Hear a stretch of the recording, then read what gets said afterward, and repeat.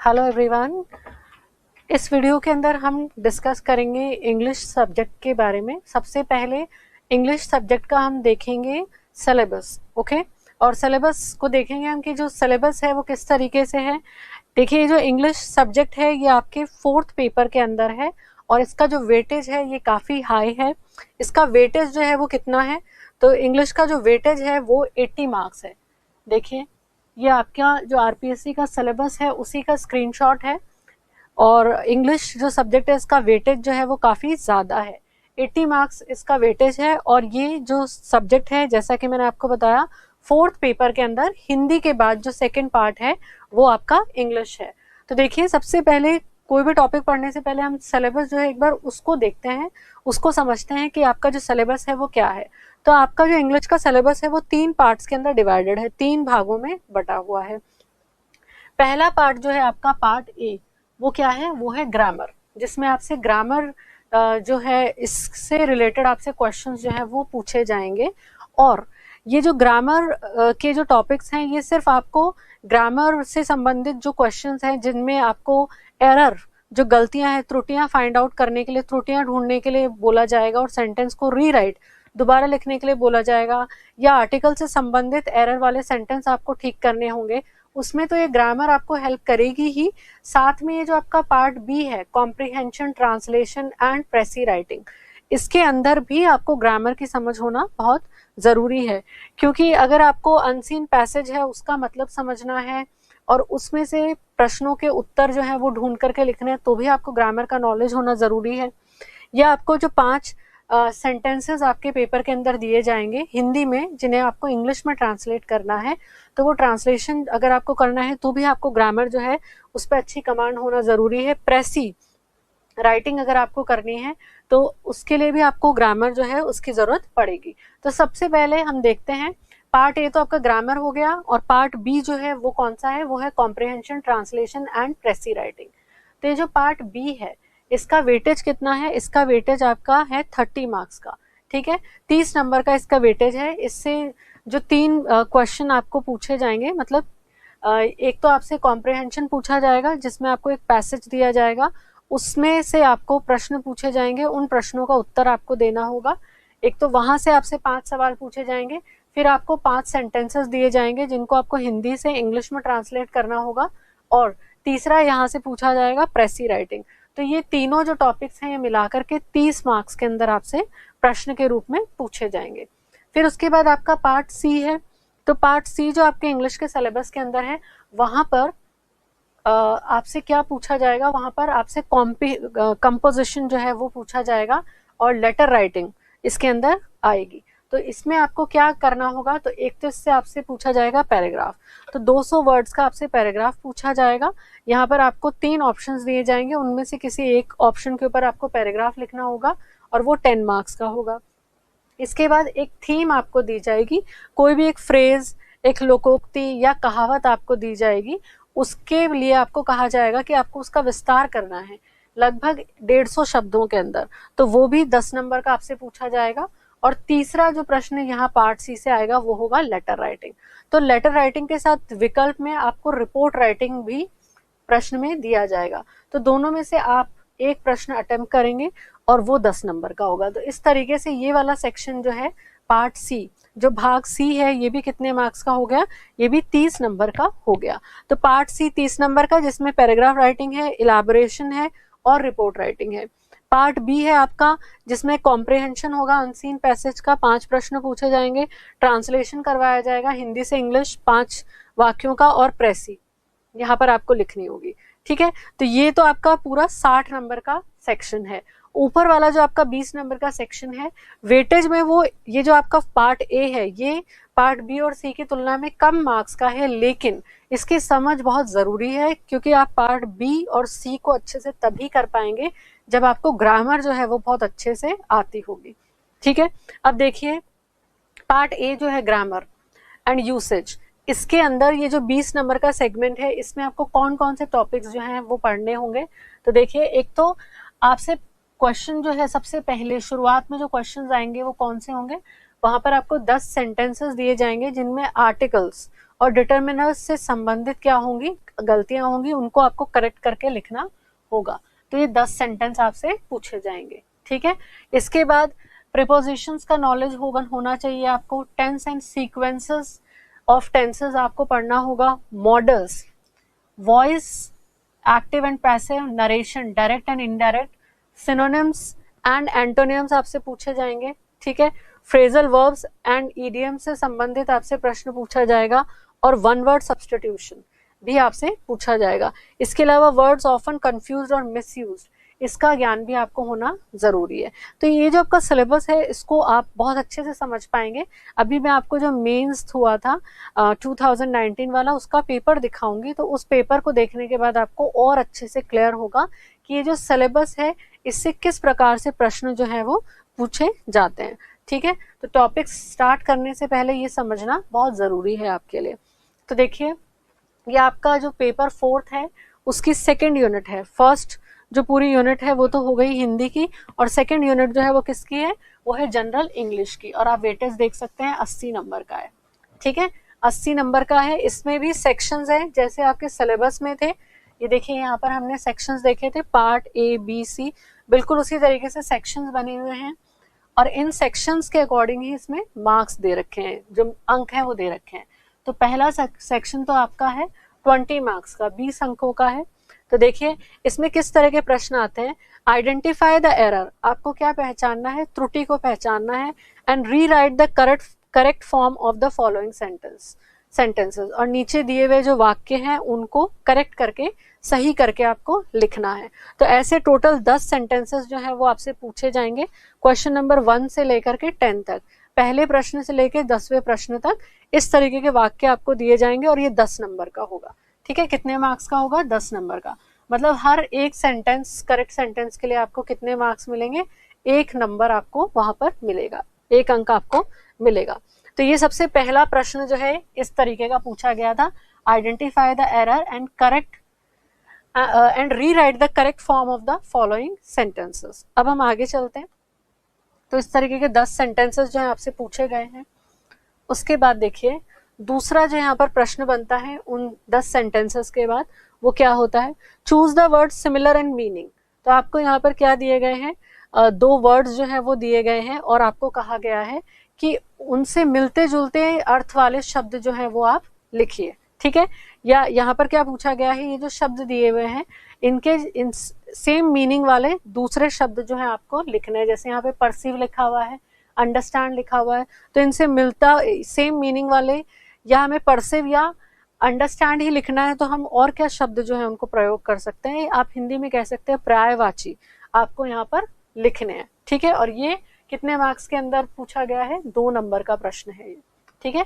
कितने मार्क्स का है ये, 2 नंबर का है।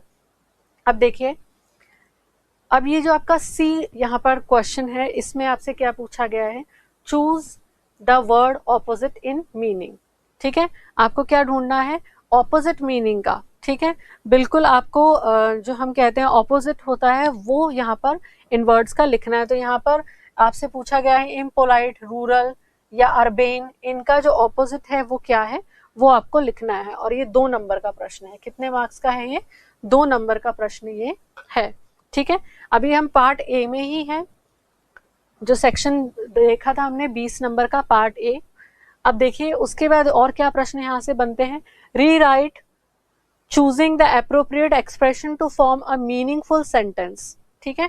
तो यहाँ पर आपको क्या दे दिया गया है, यहाँ पर आपको 2 फ्रेजल वर्ब्स दिए गए हैं, तो उनमें से आपको चूज करके सही जो है सेंटेंस के अंदर लिखना है और सही को चूज करके करेक्ट सेंटेंस, सही सेंटेंस यहाँ पर लिखना है। और ऐसे 2 प्रश्न हैं, तो ये 2 नंबर का है, ठीक है। 1-1 नंबर के दोनों प्रश्न हैं। उसके बाद हम देखते हैं आगे, देखिए तो अगला जो प्रश्न है वो क्या है, selecting the correct word phrase rewrite the following sentences. तो सही शब्द या फ्रेज को चुनते हुए आपको नीचे दिए गए जो सेंटेंस है उनको दोबारा लिखना है। तो यहाँ पर ऑप्शन जो है दिए हुए होंगे ऑब्लिक लगा करके, तो आपको सही जो है उसको चुन करके सेंटेंस को ठीक करके लिखना है। तो ऐसे भी 2 सेंटेंसेस आपसे पूछे जाएंगे और ये कितने मार्क्स का है, ये 2 मार्क्स का है। मतलब 1-1 नंबर के दोनों जो है प्रश्न है। अब हम आगे चलते हैं। इसके बाद आपके पार्ट A के अंदर जो अंतिम प्रश्न है वो किस तरीके का होगा, right a one word substitute for the following expression. तो यहाँ पर आपको ये एक पूरा सेंटेंस दे रखा है, उसके लिए एक शब्द, ठीक है, वन वर्ड सब्सटीट्यूट जो है यहाँ पर लिखना है। तो ऐसे 2 प्रश्न है, तो ये 2 नंबर का है, ठीक है। तो एक प्रश्न जो है 1 नंबर का है, तो उस लिहाज से ये 2 नंबर का हो जाता है। तो इस तरीके से आपके जो पार्ट ए है, जो हमने ग्रामर वाला पूरा सेक्शन देखा था, वहां से प्रश्न जो है वो बन करके आते हैं, और ये 20 नंबर इसका वेटेज है, और वैसे ये बेहद आसान है। तो आपके मन में अगर इंग्लिश को लेके कोई भी फोबिया हो तो आप उसको निकालिए, क्योंकि इंग्लिश आपके लिए बहुत इंपॉर्टेंट है। ये ना सिर्फ स्कोरिंग सब्जेक्ट है, बल्कि ये आपको बहुत अच्छी रैंक जो है वो अटेन करने में भी बहुत मदद करेगा, ठीक है। क्योंकि इसमें आप अगर रेगुलर प्रैक्टिस करेंगे तो कम एफर्ट्स के अंदर आप बहुत अच्छे मार्क्स ला सकते हैं, क्योंकि आपका जो आरएस का सिलेबस है वो बहुत लेंदी है और उसमें बहुत सारे डिस्क्रिप्टिव सब्जेक्ट्स हैं, ठीक है। तो अगर आप थोड़ी प्रैक्टिस रेगुलर इंग्लिश की भी करेंगे तो इसमें आप कंपैरेटिवली बहुत आसानी से अच्छे मार्क्स जो है वो ला सकते हैं। फिर आपका पार्ट बी है, जिसमें आपसे एक पैसेज जो है वो पूछा दिया होगा, और उस पैसेज से संबंधित आपको पढ़ना होगा, और 5 प्रश्न जो है उनके उत्तर आपको देने होंगे, और हर प्रश्न जो है उसके सही उत्तर के लिए आपको कितने मार्क्स मिलेंगे, 2 नंबर मिलेंगे। तो उस तरीके से पैसेज वाला जो पूरा प्रश्न है वो आपका 10 नंबर का हो जाता है। इसके बाद देखिए, पैसेज के बाद आपसे पूछा जाएगा find the word in the, sorry ये पैसेज ही है, पैसेज के आगे मैं आपको दिखाती हूँ। पैसेज के आगे फिर आपसे 5 सेंटेंसेस आपको हिंदी में दिए हुए होंगे, और आपको कहा जाएगा इंग्लिश के अंदर उनको ट्रांसलेट करने के लिए। Translate the following sentences into English. तो ऐसे 5 सेंटेंस आपको दिए जाएंगे और इंग्लिश में आपको उनको ट्रांसलेट करना होगा। उसके लिए भी आपको हर सही ट्रांसलेशन के लिए 2 नंबर मिलेंगे। तो 5 सेंटेंस के आपको 10 मार्क्स जो है वो मिलेंगे। इसके बाद देखते हैं हम आगे। फिर इसी सेक्शन बी के अंदर जो है आपका प्रेसी राइटिंग है, ठीक है। जो प्रेसी राइटिंग है उसमें आपको क्या करना होगा, तो इसमें आपको एक बहुत बड़ा सा पैराग्राफ दिया जाएगा 150 से 200 शब्दों का।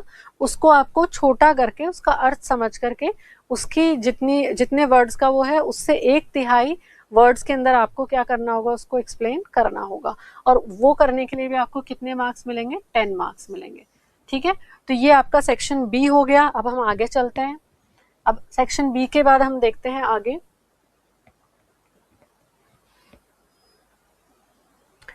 तो सेक्शन बी के बाद है आपका सेक्शन सी। जैसा कि मैंने आपको बताया था, सेक्शन सी में आपसे कहा जाएगा पैसेज लिखने के लिए, और आपको 3 ऑप्शन पैसेज के दिए जाएंगे, और 10 नंबर का ये होगा प्रश्न आपका। तो देखिए यहाँ पर 3 ऑप्शंस जो है दिए गए हैं। The future of English in India, the effects of present day credit culture, traveling helps build personality. Okay, travelling helps build personality. तो 3 ऑप्शंस दिए हैं, जिनमें से एक पर आपको क्या है, पैसेज यहाँ पर लिखना है, और 200 शब्दों के अंदर ये पैसेज लिखना है। तो 10 मार्क्स जो है आपको इसके लिए वेटेज अलॉट किया गया है। अब देखते हैं आगे। इसके बाद जो अगला प्रश्न है, सेक्शन पार्ट सी के अंदर जो अगला प्रश्न है वो आएगा, elaborate one of the following themes in approximately 150 words. तो आपको 3 थीम्स दी जाएंगी, उनमें से एक आपको इलैबोरेट करनी होगी 150 शब्दों के अंदर, और उसके लिए आपको कितने मार्क्स मिलेंगे, 10 नंबर जो है वो मिलेंगे, ठीक है। तो यहाँ पर 3 ऑप्शंस दिए हैं, your enemies are your best friend, all's well that ends well, justice delayed is justice denied. तो ऐसे 3 ऑप्शंस आपको दिए जाएंगे, उनमें से एक पर आपको क्या करना है, इलैबोरेशन करना है, उसका विस्तार करके आपको पूरा लिखना है 150 शब्दों के अंदर। उसके लिए आपको 10 अंक जो है वो दिए गए हैं। अब हम आगे चलते हैं। लास्ट जो प्रश्न है आपके इंग्लिश के पेपर का, उसमें क्या होगा, उसमें आपको लेटर राइटिंग, ठीक है, पत्र लेखन जो है वो आपसे करवाया जाएगा। एक सिचुएशन आपको दी जाएगी जिसपे आपको पत्र लिखना होगा। जैसे यहाँ पर दिया हुआ है, write a letter to zonal manager north western railway Delhi describing the discomforts you experience during a recent journey, ठीक है। तो ये आपको लिखना है कितने वर्ड्स में, 150 वर्ड्स में, या हम कह सकते हैं करीब 15 लाइन के अंदर आपको लिखना है, और इसके लिए आपको क्या मिल रहे हैं, 10 मार्क्स। और इसके ऑप्शन में आपसे पूछा गया है report writing, right a report on the pathetic condition of the public जू इन राजस्थान, ठीक है। तो आपको रिपोर्ट भी लिख सकते हो या आप लेटर लिख सकते हो, इसके लिए भी आपको 10 मार्क्स मिल रहे हैं। अब देखिए कॉम्प्रिहेंशन और कंपोजिशन वाला जो सेक्शन है, जैसा मैंने पहले भी आपको बताया, उसका वेटेज तो 16 मार्क्स का है, 60 नंबरों का है, लेकिन उसको करने के लिए भी आपको पूरी नॉलेज जो है ग्रामर की होना बहुत ज़रूरी है। तो इसलिए ग्रामर जो है आपके लिए बहुत इंपॉर्टेंट हो जाता है, क्योंकि पार्ट बी और सी दोनों के ही प्रश्न अच्छे से करने के लिए ग्रामर पे आपकी कमांड होना बहुत ज़रूरी है। तो हम जो इंग्लिश सब्जेक्ट है इसके अंदर सबसे पहले डिस्कस जिन टॉपिक्स को करेंगे वो है ग्रामर के टॉपिक्स। ठीक है, तो ये तो आपका सिलेबस है, इसको आप और अच्छे से देखिए, समझिए, बार बार जो प्रश्न पत्र है उसको देखिए, उससे आपको आइडिया लगेगा कि किस तरीके के जो प्रश्न है वो पूछे जाते हैं। तो चलिए अब हम शुरू करते हैं आज की क्लास को। तो देखिए, किसी भी टॉपिक को शुरू करने से पहले हम बहुत बेसिक सी चीज़ यहाँ पर डिस्कस करेंगे। देखिए, वो बेसिक सी चीज़ है पार्ट्स ऑफ स्पीच। ठीक है, तो हम सबसे पहले डिस्कशन करने वाले हैं पार्ट्स ऑफ स्पीच के ऊपर। अब ये जो पार्ट्स ऑफ स्पीच है ये क्या है? तो देखिए, जब भी हम कोई भी वाक्य इंग्लिश में बनाते हैं, whenever we form any sentence in English, तो क्या होता है, we use different types of words. हम उसमें कई तरीके के जो शब्द हैं उनका प्रयोग करते हैं, कई तरीके के शब्दों का प्रयोग होता है, अलग अलग प्रकार के शब्दों का प्रयोग जो है उसके अंदर किया जाता है। जैसे देखिए डिफरेंट वर्ड्स होते हैं सेंटेंस के अंदर। तो ये जो अलग अलग वर्ड हैं इनको हम सेंटेंस के अंदर एक क्रम में, एक ऑर्डर के अंदर जचाते हैं, जिससे कि इनका अर्थ निकल सके या जो भी संदेश हम देना चाह रहे हैं वो हम ठीक से दे पाए। तो मान लीजिए, देखिए यहाँ पर एग्जाम्पल से हम समझते हैं। Ritu goes to market. Ritu goes to market. Good student work hard. अब देखिए, यहाँ पे मैंने दो सेंटेंसेस लिखे हैं। अब इस सेंटेंस के अंदर अगर हम देखें तो ये ऋतु जो है, ठीक है, ये जो लिखा हुआ है ऋतु गोज टू मार्केट, ऋतु बाजार जाती है, तो ये जो ऋतु है ये इस सेंटेंस में क्या है, ये नाउन है। ऋतु यहाँ पर क्या है, नाउन है। गोज जाती है, जाती है क्या है यहाँ पर, वर्ब। गोज क्या है, वर्ब। टू, टू क्या है, प्रीपोजिशन है। ठीक है, संबंध बोधक शब्द है ये, प्रीपोजिशन। और मार्केट क्या है, मार्केट है नाउन। तो अब देखिए, हम कहना चाह रहे हैं कि ऋतु गोज टू मार्केट, ऋतु जो है बाजार जाती है, तो उसमें हमने इस वाक्य के अंदर Ritu goes to market noun use किया है, वर्ब यूज किया है, प्रीपोजिशन यूज किया है, फिर से नाउन यूज किया है। ठीक है, अब देखिए दूसरा sentence, good students work hard. अच्छे जो विद्यार्थी होते हैं वो क्या करते हैं, कड़ी मेहनत करते हैं या कठिन परिश्रम जो है वो करते हैं। तो गुड क्या है, गुड है एडजेक्टिव, विशेषण है ये। ठीक है, कैसे स्टूडेंट्स, गुड, तो ये विशेषण है। स्टूडेंट्स क्या है यहाँ पर, नाउन है। और वर्क क्या है, वर्ब है। और हार्ड क्या है, एडवर्ब है। ठीक है, क्रिया विशेषण है ये। तो आप देखिए, दो सेंटेंसेस मैंने आपके सामने लिखे जिसमें हमने noun, verb, preposition, adverb, adjectives, कई तरीके के अलग अलग शब्दों का प्रयोग जो है हमने इन वाक्यों के अंदर किया, ताकि एक सार्थक, एक अर्थपूर्ण वाक्य जो है हम बना सके। ठीक है, तो यही जो डिफरेंट डिफरेंट वर्ड्स हैं, यही जो अलग अलग प्रकार के शब्द एक वाक्य के अंदर प्रयोग में लाए जाते हैं, इनको हम क्या कहते हैं, पार्ट्स ऑफ स्पीच। क्या कहते हैं, इन्हीं वर्ड्स को हम कहते हैं, इन अलग अलग प्रकार के शब्दों को पार्ट्स ऑफ स्पीच। तो चलिए देखते हैं ये जो पार्ट्स ऑफ स्पीच हैं ये कितने होते हैं। उदाहरण के अंदर जो एग्जाम्पल हमने देखे, इसमें तो हमने कुछ पार्ट्स ऑफ स्पीच देखे ही। अब हम देखते हैं कि वैसे जो पार्ट्स ऑफ स्पीच हैं वो कितने होते हैं। तो देखिए, एक तो हमने यहीं पर देखा नाउन। ठीक है, नाउन आ रहा है इन सेंटेंसेस के अंदर, जिसे आप हिंदी में संज्ञा भी कहते हैं। आपने हिंदी में भी संज्ञा पढ़ी है। फिर है प्रोनाउन। प्रोनाउन क्या है, सर्वनाम। इसके अलावा देखिए वर्ब, वर्ब क्या है आपकी? क्रिया। फिर है आपका एडवर्ब। एडवर्ब क्या है आपका? क्रिया विशेषण। क्रिया विशेषण। इसके बाद है आपका एडजेक्टिव। एडजेक्टिव क्या है? विशेषण।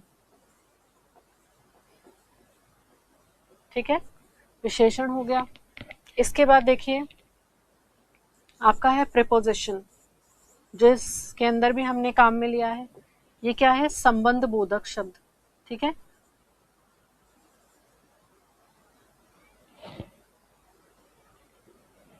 संबंध बोधक शब्द। उसके अलावा है आपका कंजंक्शन। कंजंक्शन। अब ये जो कंजंक्शन है ये क्या है? संयोजक। इनको हिंदी में बोलते हैं संयोजक। कंजंक्शन के बाद देखिए इंटरजेक्शन। इंटरजेक्शन क्या है? विस्मय बोधक शब्द। विस्मय बोधक शब्द। ठीक है, तो ये जो 8 आपके सामने मैंने लिखे हैं, ये क्या है? इंग्लिश के अंदर पार्ट्स ऑफ स्पीच। तो इंग्लिश लैंग्वेज के अंदर कितने पार्ट्स ऑफ स्पीच होते हैं? 8। तो ये चीज आप याद रखिए। तो ये जो अलग अलग प्रकार के जो वर्ड्स हम वाक्य के अंदर यूज करते हैं, तो ये क्या कहलाते हैं? ये पार्ट्स ऑफ स्पीच कहलाते हैं। ये क्या कहलाते हैं? ये सब कहलाते हैं पार्ट्स ऑफ स्पीच। और इंग्लिश में कितने पार्ट्स ऑफ स्पीच हैं? कुल 8 हैं। ठीक है, ये आपने हिंदी में भी पढ़े हैं, इसलिए ये आपके लिए आसान होगा और आप इसको समझने की कोशिश करेंगे, थोड़ा प्रैक्टिस करेंगे तो आप इसमें बहुत अच्छा कर सकते हैं। अब देखिए इन पार्ट्स ऑफ स्पीच के अंदर से हम पहला टॉपिक जो पढ़ेंगे वो बेहद आसान टॉपिक है। वो टॉपिक है नाउन। तो सबसे पहले हम जिसके ऊपर डिस्कशन करने वाले हैं वो कौन सा टॉपिक है? नाउन। तो चलिए शुरू करते हैं नाउन को। तो नाउन जो है वो क्या है? तो देखिए नाउन क्या होता है? तो नाउन को अगर हम सिंपल भाषा के अंदर देखें तो ये है नेमिंग वर्ड्स। ठीक है, क्या है ये? Naming words. अब ये नेमिंग वर्ड्स क्या भला है तो वो भी हम देखते हैं। तो ये नेमिंग वर्ड्स हैं। ठीक है, ये नाउन जो है ये कैसे शब्द हैं? ये वो शब्द हैं जो किसी व्यक्ति, वस्तु या हम कह सकते हैं गुण, ठीक है, व्यक्ति, वस्तु, गुण, स्थान, उनके नाम देने के लिए जो शब्द काम में लिए जाते हैं, प्रयुक्त किए जाते हैं, उन्हीं को हम क्या कहते हैं? उनको हम नाउन कहते हैं। तो ये नेमिंग वर्ड्स हैं। किसके नेमिंग वर्ड्स हैं? तो देखिए प्लेस, पर्सन,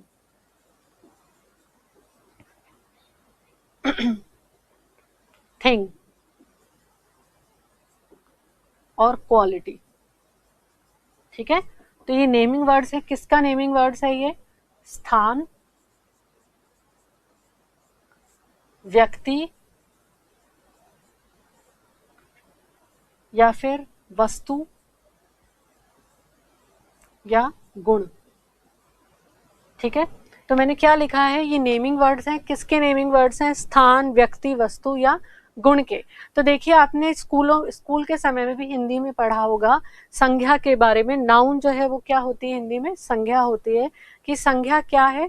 संज्ञा वह शब्द है जो किसी व्यक्ति, वस्तु, स्थान या गुण आदि के बारे में हमें बोध करवाती है, जानकारी जिससे हमें मिलती है, उसको हम क्या कहते हैं? उसको हम नाउन कहते हैं। तो नाउन जो है इसको हम सिंपल भाषा में क्या कह सकते हैं?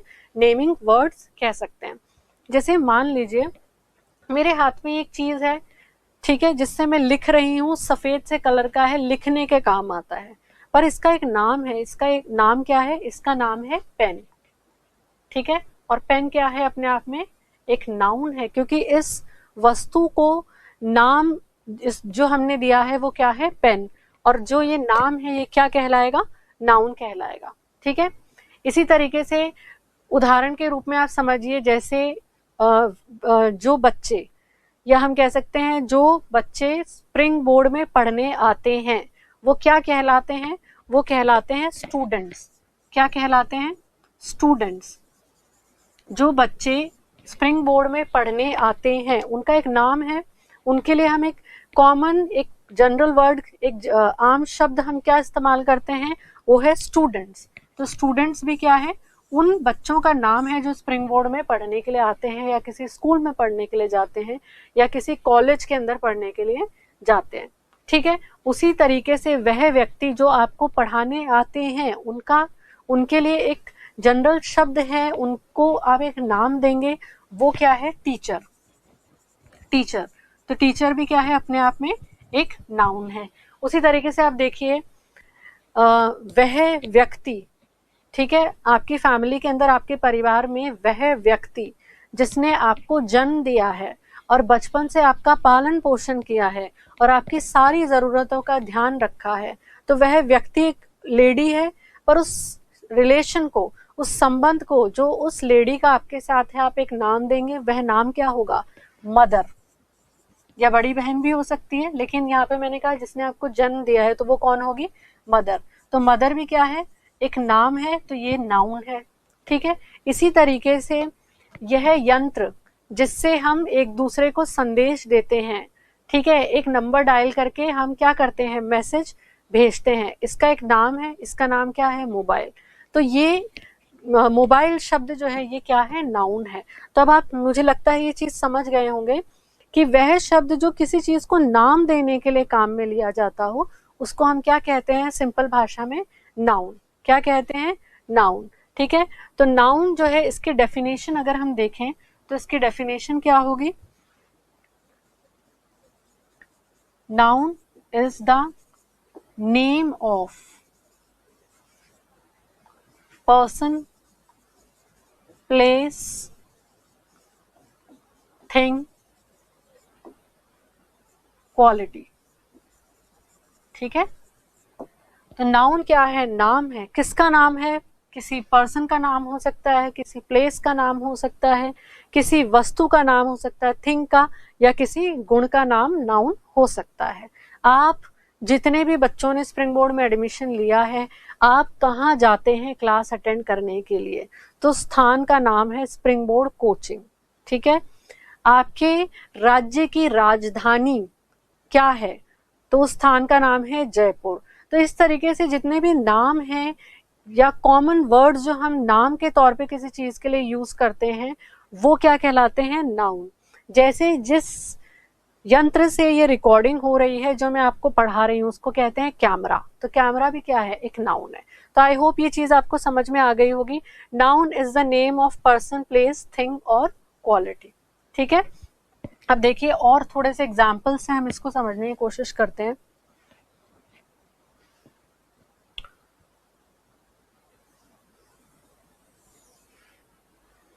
देखिए एग्जाम्पल देखते हैं हम।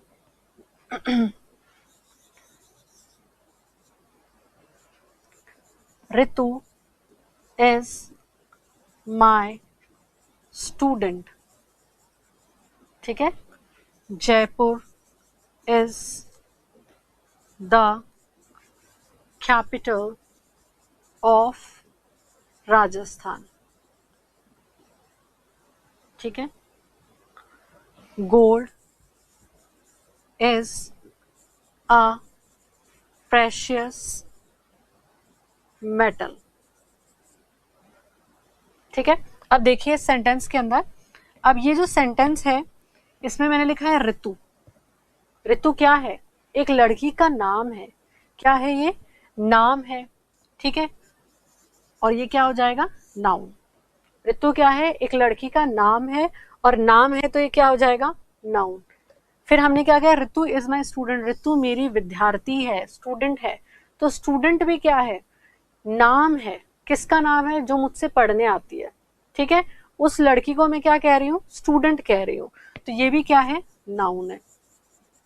ठीक है, तो ये स्टूडेंट और ऋतु क्या है, अपने आप में पर्सन का नेम है।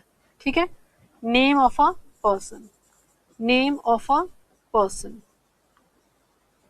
अब देखिए जयपुर, अगले सेंटेंस के अंदर जयपुर क्या है, एक प्लेस का नाम है, ये भी नाउन है। ठीक है, और जयपुर के लिए क्या कहा गया है, जयपुर इज द कैपिटल, राजधानी।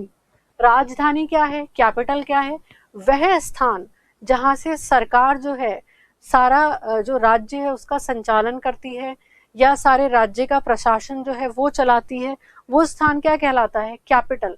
तो उस स्थान का नाम क्या है? उस स्थान का नाम है राजधानी, या इंग्लिश में हम कहें कैपिटल। तो ये कैपिटल भी अपने आप में क्या है? ये भी नाउन है। और ये जयपुर किसकी कैपिटल है? Capital of Rajasthan.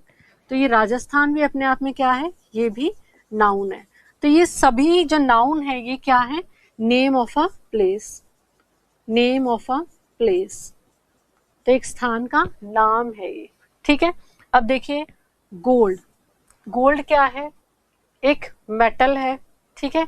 क्या है गोल्ड? एक मेटल है, और हम कह सकते हैं ये मेटल है, ठीक है। ये एक मेटल का टाइप है, एक मेटल का प्रकार है, तो ये भी एक मेटल का नाम है। कैसे मेटल का नाम है? जो पीले रंग का दिखता है, जो चमकता है, जिससे आभूषण बनते हैं, तो उस मेटल को हम क्या कह रहे हैं? गोल्ड।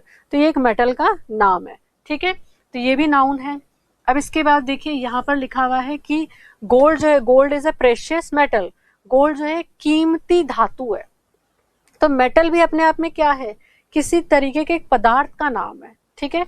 किसी तरीके के एक वस्तु का नाम है जिसमें कुछ गुण होते हैं विशेष प्रकार के, तो ये भी अपने आप में नाउन है। तो मेटल हो चाहे गोल्ड हो, ये अपने आप में क्या है? ये नेम ऑफ थिंग है, ठीक है।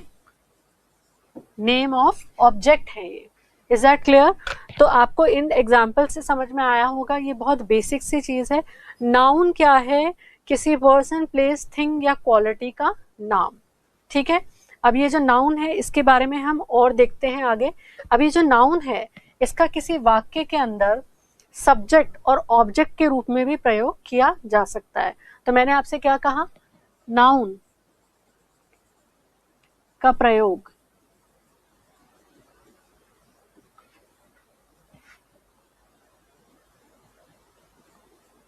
वाक्य में सब्जेक्ट और ऑब्जेक्ट के रूप में किया जाता है। नाउन जाता है। Noun can be used as subject as well as an object in a sentence. देखिए कैसे, तो हम उदाहरण से समझते हैं कि मैंने कहा नाउन जो है वो सब्जेक्ट भी होता है, ऑब्जेक्ट भी हो सकता है किसी सेंटेंस में। जैसे देखिए, Ritu is cooking food. Ritu is cooking food, Ritu खाना बना रही है, ठीक है। ऋतु क्या कर रही है? खाना बना रही है। अब ऋतु कौन है? एक लड़की का नाम है, तो ये नाउन है, ठीक है। कुकिंग अपने आप में क्या है? वर्ब है। और फूड खाना, जो हम खाते हैं, ठीक है। जो चीज हम खाते हैं जिससे हमें ऊर्जा मिलती है, जरूरी पोषक तत्व मिलते हैं, जो जीवन जीने के लिए जरूरी है, उसको हम क्या कहते हैं? फूड। उसको हम कहते हैं भोजन। तो ये जो फूड है ये भी अपने आप में क्या है? ये भी अपने आप में है नाउन, ठीक है। अब देखिए इस सेंटेंस के अंदर ऋतु एक नाउन है, कुकिंग वर्ब आ गया, फूड जो है वो नाउन है। अब देखिए मैंने क्या कहा? नाउन का प्रयोग वाक्य में सब्जेक्ट और ऑब्जेक्ट के रूप में किया जाता है। अब ये सब्जेक्ट और ऑब्जेक्ट क्या बना है वो देखते हैं। तो यहां आप देखिए एक्शन जो है वो कौन कर रहा है? जो क्रिया है वो कौन कर रहा है? ऋतु, क्योंकि खाना कौन बना रही है? ऋतु बना रही है। तो जो क्रिया करता है या हम कहें एक्शन करता है वो क्या कहलाता है? सब्जेक्ट। तो यहाँ पर ऋतु एक नाउन है और वो नाउन क्या है? सब्जेक्ट है इस वाक्य के अंदर, ठीक है। और सब्जेक्ट क्या होता है? जो एक्शन करता है, ठीक है। जो एक्शन करता है, जो क्रिया कर रहा है, ठीक है, वो क्या है? वो सब्जेक्ट है। अब देखिए ऋतु इज कुकिंग फूड, तो ऋतु जो है वो कर रही है एक्शन, और किस पर कर रही है? फूड पर कर रही है। तो फूड क्या है यहाँ पर? वो चीज है जिस पर ऋतु एक्शन कर रही है। तो जिस पर एक्शन किया जाता है वो क्या कहलाता है? ऑब्जेक्ट, ठीक है। तो फूड भी एक नाउन है और यहाँ पर वो किस तरह से काम में आ रहा है? ऑब्जेक्ट के रूप में काम आ रहा है। तो ऑब्जेक्ट क्या है? जिस पर एक्शन होता है, ठीक है, जिस पर एक्शन किया जाता है, जिस पर एक्शन किया जाता है वो क्या हो जाता है, जिस पर एक्शन किया जाता है वो हो जाता है ऑब्जेक्ट। तो आप देखिए ऋतु एक नाउन है, फूड एक नाउन है, पर ऋतु नाउन यहाँ पर सब्जेक्ट है क्योंकि वो एक्शन कर रही है। किस पर कर रही है, फूड पर। फूड एक नाउन है पर वो यहाँ पर ऑब्जेक्ट है क्योंकि उस पर एक्शन किया जा रहा है। तो आई होप इतनी बात आपको, बहुत बेसिक सी सिंपल सी चीज है, ये आपको समझ में आई होगी। अब इसके बाद हम बात करेंगे नाउन के जो प्रकार होते हैं उनके बारे में, कि नाउन के कितने टाइप्स होते हैं वो हम देखेंगे, और उनकी जो लिमिटेशंस हैं, ठीक है, उनके जो हम कह सकते हैं उनकी जो लिमिटेशंस है उसके बारे में भी हम डिस्कशन करेंगे, वो भी हम अभी देखेंगे, और देखेंगे कि क्या इंपॉर्टेंट नोट्स हैं जो हमें उसके अंदर याद रखने चाहिए। तो आगे चलते हैं। अब हम क्या देखेंगे, अब हम देखेंगे टाइप्स ऑफ नाउन। तो अगला जो टॉपिक अब हम देख रहे हैं नाउन में वो है टाइप्स ऑफ नाउन। तो देखिए टाइप्स ऑफ नाउन के अंदर पहला जो नाउन का टाइप हम देखेंगे वो है प्रॉपर नाउन। Proper noun. अब ये जो प्रॉपर नाउन है ये क्या है, तो देखते हैं प्रॉपर नाउन जो है ये क्या है। प्रॉपर नाउन को हिंदी में पहले हम देखते हैं क्या कहते हैं। व्यक्तिवाचक। व्यक्तिवाचक संज्ञा। क्या कहते हैं, व्यक्तिवाचक संज्ञा। तो ये क्या है, ये व्यक्तिवाचक संज्ञा है। प्रॉपर नाउन जो है ये व्यक्तिवाचक संज्ञा है। अब देखिए सबसे पहले मैं इसकी डेफिनेशन जो है आपको एक सिंपल सी वो बताती हूँ। तो इसकी डेफिनेशन हम देखते हैं। तो प्रॉपर नाउन जो है क्या होता है, यह किसी व्यक्ति, वस्तु, स्थान का एग्जैक्ट नेम है। ठीक है, क्या है, एग्जैक्ट नेम है। एग्जैक्ट नेम का मतलब एकदम सटीक नाम। ठीक है, ये क्या है, किसी व्यक्ति, वस्तु, स्थान का एग्जैक्ट नेम है। ठीक है, it is exact name of, English में हम कहें तो it is exact name of a person, place, thing. ठीक है, तो ये क्या है, किसी व्यक्ति, वस्तु, स्थान का एग्जैक्ट नेम है। कैसे एग्जैक्ट नेम कैसे है, देखिए जैसे मैंने यहां पर लिखा सीमा, तो नाम से पता चल रहा है किसी लड़की का नाम है। और अगर मैं कह रही हूं, जैसे मैं क्लास में पढ़ा रही हूँ, बहुत सारी लड़कियां बैठी, एक लड़की का नाम है सीमा, तो यहाँ पर एक विशेष लड़की का नाम क्या है, सीमा। ठीक है, तो ये सीमा क्या है, किसी एग्जैक्ट एक लड़की का नाम है, और ये एग्जैक्ट नेम है एक लड़की का। ठीक है, सीमा। अब देखिए इसी तरीके से और नाम होते हैं, ऋतु, सुरेश, रमेश। ठीक है, तो ये सब क्या है, एग्जैक्ट नाम है किसी लड़के के और लड़की के। ठीक है, तो ये अपने आप में क्या है, ये प्रॉपर नाउन है। ये क्या है, प्रॉपर नाउन है। जब हम कह रहे हैं शहर, तो वो कोई भी शहर हो सकता है, लेकिन जब हम कह रहे हैं, वापस हम उसी एग्जाम्पल को देखते हैं, जयपुर। ठीक है, तो हम किसके बारे में बात कर रहे हैं, शहर के बारे में जिसका नाम है जयपुर। तो यहाँ पर एक निश्चित नाम है किसी शहर का। ठीक है, किसी कुछ व्यक्तियों का। इसके अलावा जैसे हम बात करते हैं पेन है। ठीक है, अब एक पेन है, पार्कर का पेन है, पार्कर पेन। ठीक है, तो ये एक निश्चित प्रकार का पेन है और उस पेन का नाम क्या है, पार्कर पेन। ठीक है, तो ये जब भी किसी व्यक्ति का प्रॉपर नाम वाक्य के अंदर लिखा हुआ हो, किसी स्थान का प्रॉपर नाम लिखा हुआ हो, जैसे कि जयपुर, दिल्ली, ताजमहल, लंदन, तो ये अपने आप में क्या है, ये प्रॉपर नाउन हो जाएंगे। क्या हो जाएंगे, प्रॉपर नाउन हो जाएंगे, क्योंकि ये किसी विशेष स्थान के बारे में, किसी विशेष व्यक्ति के बारे में, किसी विशेष वस्तु के बारे में हमें बता रहे हैं। ठीक है, तो व्यक्तिवाचक संज्ञा क्या होती है, आपने हिंदी में भी ये चीज पढ़ी है, वह शब्द या वह नाम जो किसी विशेष व्यक्ति, वस्तु या स्थान के बारे में हमें जानकारी दे, उसको हम क्या कहते हैं? व्यक्तिवाचक संज्ञा, और इंग्लिश में उसको कहते हैं proper noun. It is exact name of a person, place और अ थिंग.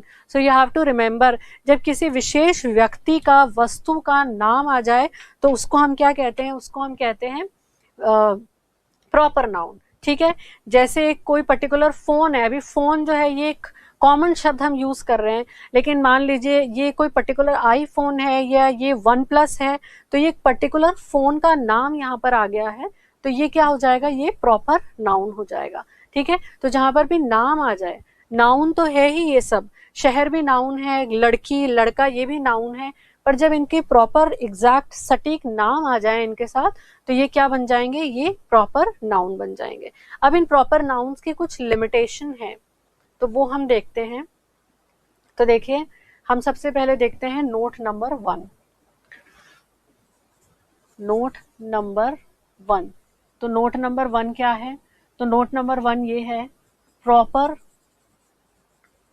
नाउन का पहला लेटर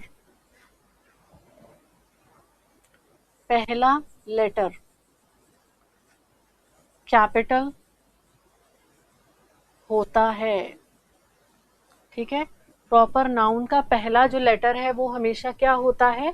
वो कैपिटल होता है. देखिए, एग्जाम्पल से समझिए, ये चीज आपको याद रखनी है. जब आप लेटर लिखेंगे, आप पैसेज लिखेंगे, तो वहां पर ये चीजें आपको ध्यान रखनी है. तो देखिए example, Jaipur is the capital of Rajasthan. अब देखिए यहाँ पर प्रॉपर नाउन कौन कौन से हैं? तो प्रॉपर नाउन को आप देखिए. प्रॉपर नाउन, जयपुर एक शहर है, ठीक है, और उस शहर का नाम क्या है? जयपुर. तो प्रॉपर नाम हम यहाँ पे यूज कर रहे हैं, तो ये प्रॉपर नाउन है. ठीक है, ये प्रॉपर नाउन है. इसी तरीके से कैपिटल तो एक सामान्य शब्द है जो किसी भी राजधानी, किसी भी ऐसे स्थान के लिए हम यूज करते हैं जहां से जो जैसा मैंने आपको बताया था, सरकार जो है किसी राज्य का संचालन करती है और जो प्रशासन व्यवस्था है उसको देखती है, वो स्थान कैपिटल है. ठीक है, ये सिंपल नाउन है. अब ये जो राजस्थान है, ये एक विशेष राज्य का नाम है. ठीक है, ये यहाँ पर स्टेट नहीं लिखा हुआ, यहाँ पर लिखा हुआ है एक विशेष राज्य का नाम. तो यहाँ पर एक राज्य है जिसका नाम है राजस्थान, उसके बारे में हम बात कर रहे हैं. तो प्रॉपर नाउन. ठीक है, ये भी प्रॉपर नाउन है. अब आप देखिए, इन दोनों ही प्रॉपर नाउन के अंदर जो फर्स्ट लेटर है वो कैसा है? कैपिटल है. तो ये चीज आपको ध्यान रखनी है जब भी आप प्रॉपर नाउन लिखेंगे. जैसे कि कोई नाम ही मान लीजिए, जैसे मैं पिछली स्लाइड पर एक बार जाती हूँ. देखिए, मैंने यहाँ पर नाम लिखे हैं Seema, S capital, Ritu, R capital, Suresh, S capital, Ramesh, R capital. फिर यहाँ पे मैंने कंपनी का नाम लिखा है पेन के आगे, पार्कर, तो पी कैपिटल.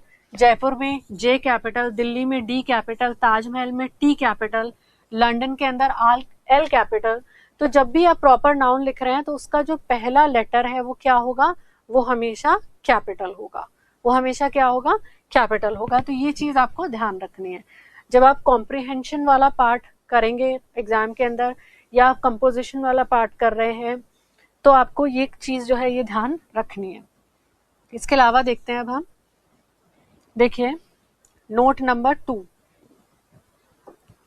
Note number 2. तो नोट नंबर 2 अब हम देखते हैं. तो देखिए, प्रॉपर नाउन से पहले, प्रॉपर नाउन से पहले आर्टिकल्स, ठीक है, आर्टिकल्स कौन से? ए, एन, द का यूज नहीं होता है. दूसरी चीज आपको इंपॉर्टेंट जो याद रखनी है, नहीं होता है. ठीक है, तो ये चीज आपको याद रखनी है. प्रॉपर नाउन से पहले आर्टिकल्स ए, एन, द का यूज नहीं होता है. तो ये जो आर्टिकल्स है, इसमें ए, एन तो है इंडेफिनेट आर्टिकल्स, जो किसी अनिश्चित चीज के साथ हम यूज करते हैं, अनिश्चित नाउन के साथ, और द जो है वो हम निश्चित नाउन जो होता है, डेफिनेट नाउन, उसके साथ यूज करते हैं. तो ये कभी भी प्रॉपर नाउन से पहले नहीं आएंगे। तो ये चीज जो है ये आपको ध्यान रखनी है। तो एग्जाम्पल से समझते हैं, इसके एग्जाम्पल देखते हैं। तो देखिए एग्जाम्पल वापस मैं वही ले लेती हूँ। Jaipur is the capital of Rajasthan.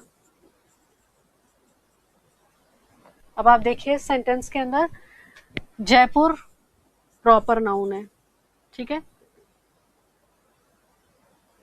Jaipur क्या है, प्रॉपर नाउन है। राजस्थान भी क्या है, प्रॉपर नाउन है। तो इनके पहले कोई भी आर्टिकल जो है वो यूज नहीं होगा, ठीक है। तो नो यूज ऑफ आर्टिकल।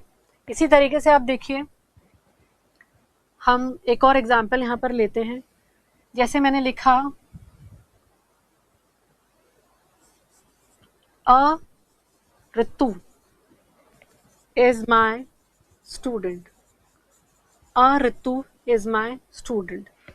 तो ये जो सेंटेंस है ये गलत हो जाएगा, क्योंकि ऋतु अपने आप में एक ही लड़की का नाम है, तो उसके आगे अ लगाने की जरूरत नहीं है। अ और एन का प्रयोग क्या होता है, एक की जगह इसको काम में लिया जाता है। जैसे मैं कह रही हूँ अ पेन, एक पेन, अ लैपटॉप, एक लैपटॉप, अ मोबाइल, एक mobile, a boy, a girl, एक लड़का, एक लड़की। तो जब यहाँ पर प्रॉपर नाउन है तो वो अपने आप में वैसे ही एक है, तो वहां पर क्या होगा, आर्टिकल का यूज नहीं होगा। तो ये सेंटेंस कैसे होगा, Ritu is my student, Ritu is my student, ठीक है। क्या है यहाँ पर, ऋतु इज माई स्टूडेंट। तो इस तरीके से ये होगा। तो जब भी सेंटेंस के अंदर नाउन, प्रॉपर नाउन लिखा हुआ हो तो उसके पहले आप आर्टिकल्स का प्रयोग नहीं करेंगे। एन का प्रयोग नहीं होगा, द का प्रयोग नहीं होगा। इनके जो एक्सेप्शंस है, अपवाद हैं, उनके बारे में आप डिटेल में पढ़ोगे आर्टिकल्स के अंदर। आर्टिकल्स एक सेपरेट टॉपिक है। अभी आपको प्रॉपर नाउन में याद रखना है, प्रॉपर नाउन से पहले आर्टिकल का यूज नहीं करना है। तो आपके जो बिगिनिंग वाले 10 सेंटेंस है जिनमें आर्टिकल्स और डिटर्मिनर्स से संबंधित गलतियां होती है, तो वहां पर इस तरीके के एरर्स आपको दिए जा सकते हैं। अब देखिए मैंने कहा आर्टिकल्स जो हैं उनका प्रयोग प्रॉपर नाउन से पहले नहीं होगा। इसके अंदर एक एक्सेप्शन है जो प्रॉपर नाउन से संबंधित है, तो उसकी बात हम यहाँ पर करेंगे। तो देखिए इसी नोट नंबर 2 के अंदर मैं आपको बता रही हूँ। तो नोट नंबर 2 के अंदर एक इंपॉर्टेंट चीज जो आपको ध्यान रखनी है वो क्या है, प्रॉपर नाउन, सुनिए ध्यान से, का यूज सेंटेंस में जब कंपैरिजन, जिसको हम तुलना कहते हैं, कंपैरिजन, तुलना के लिए किया जाए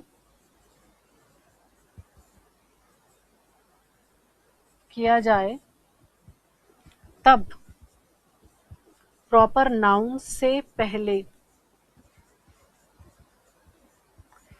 डेफिनेट आर्टिकल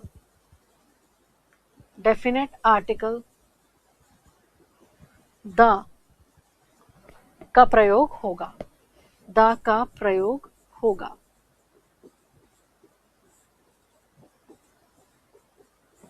देखिए मैंने क्या लिखा है, प्रॉपर नाउन का यूज सेंटेंस में जब भी कंपैरिजन, जिसे हम तुलना कहते हैं, के लिए किया जाए तब प्रॉपर नाउन से पहले डेफिनेट आर्टिकल क्या यूज होगा, द यूज होगा, ठीक है। अब देखिए मैं आपको एग्जाम्पल से समझाती हूँ ये चीज। तो हम इसका एग्जाम्पल देखते हैं,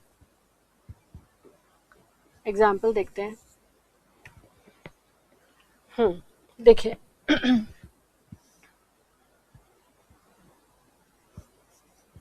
Kashmir is dash Switzerland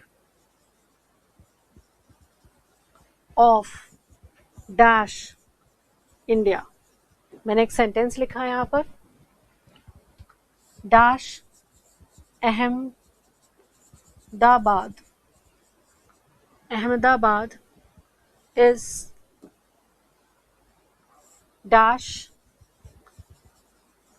Manchester of dash India.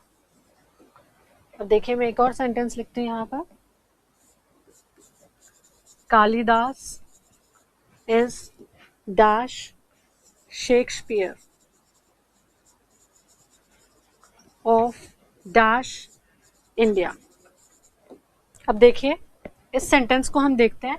तो मैंने आपको क्या कहा, प्रॉपर नाउन का यूज सेंटेंस में कंपैरिजन, तुलना के लिए जब भी होगा तो हम उसमें क्या करेंगे, डेफिनेट आर्टिकल द का यूज करेंगे। अब इस सेंटेंस को गौर से देखिए, तो यहाँ पर लिखा हुआ है कश्मीर। तो कश्मीर क्या है, कश्मीर है प्रॉपर नाउन, एक प्रॉपर स्थान का नाम है, तो ये प्रॉपर नाउन हो गया। स्विट्जरलैंड क्या है, ये भी एक देश का नाम है, प्रॉपर नाउन हो गया।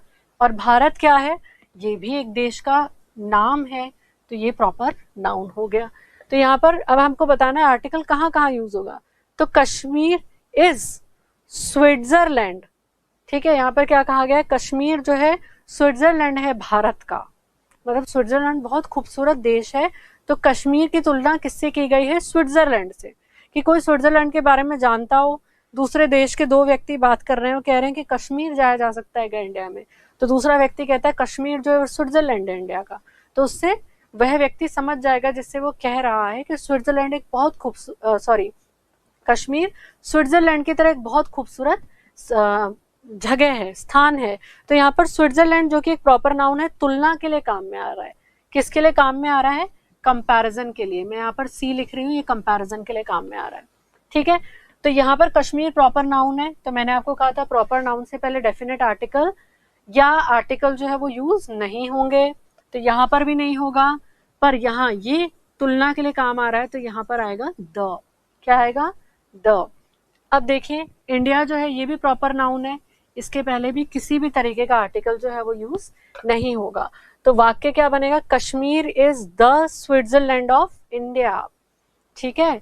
तो इंडिया प्रॉपर नाउन है, no article. Kashmir proper noun है, नो आर्टिकल।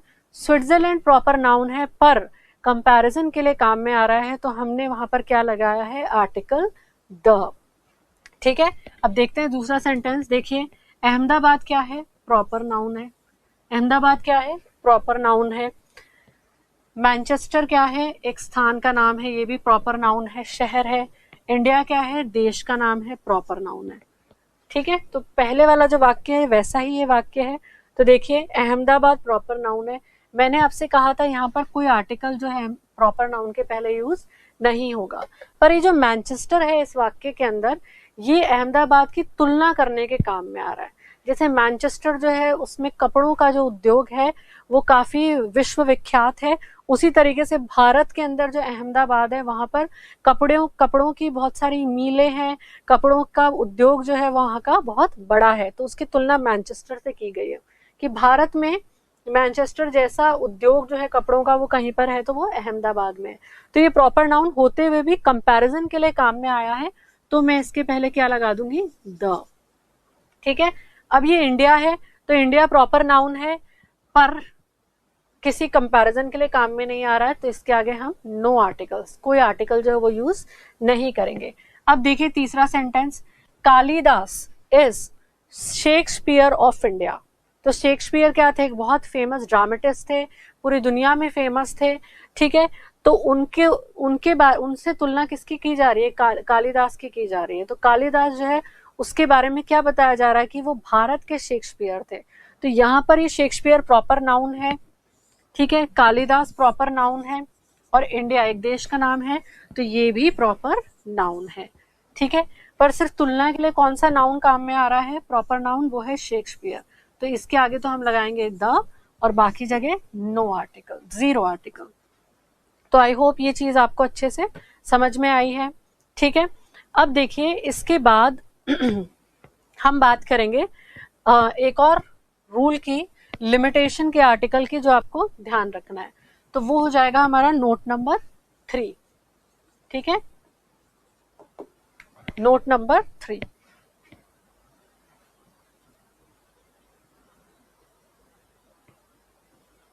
तो हम चलते हैं नोट नंबर 3 पे। तो नोट नंबर 3 क्या है, देखिए प्रॉपर नाउन जो है, पहले मैं लिख देती हूँ, प्रॉपर नाउन से पहले,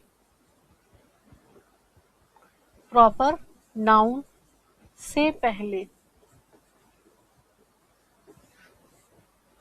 एडजेक्टिव हो तो आर्टिकल द का प्रयोग होगा, आर्टिकल द का प्रयोग होगा। ठीक है, आर्टिकल द का प्रयोग होगा। कब होगा? जब हमने नाउन, प्रॉपर नाउन से पहले क्या लगा दिया है, एडजेक्टिव लगा दिया है। देखते हैं, एग्जाम्पल से समझते हैं। एग्जाम्पल देखिए, मैंने लिखा है यहाँ पर अशोका। अशोका क्या है, प्रॉपर नाउन है। यहाँ कोई आर्टिकल यूज होगा, प्रॉपर नाउन है, तो आपको पहले ही मैंने बताया कोई आर्टिकल यहाँ पर नहीं आएगा। लेकिन मैंने यहाँ लिख दिया